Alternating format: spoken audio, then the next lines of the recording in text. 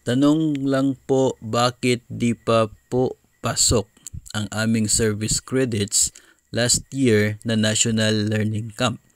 Kanino po ba kami dapat mag-inquire regarding this? Sabi kasi ng aming school HR division office daw po. Ang pag-credit ng inyo pong mga naipon na service credits galing po sa National Learning Camp noong last year ay ipaprocess po yun, no? And depende po kasi kung anong office dyan sa inyo ang in charge doon po sa pag-credit ng service credits na yan.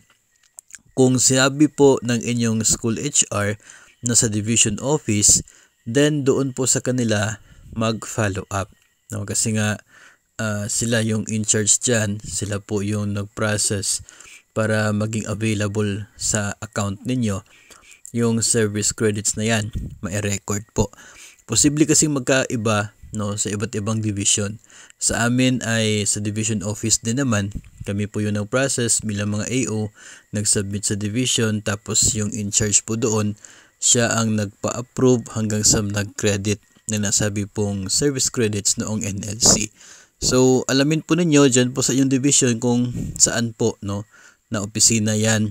Then you can ask some assistance from your assigned na AO2 kaya ay sa school HR po ninyo para ma-follow up kasi mag-isang taon na po, no?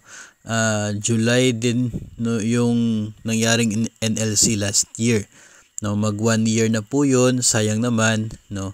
Pero anyway, hindi naman po yun mag-expire, hindi po yun ma-forfeit as long as nakapag-submit po kayo kasi hindi rin naman po yun counted doon sa limit na service credits ng mga teachers na 15 days.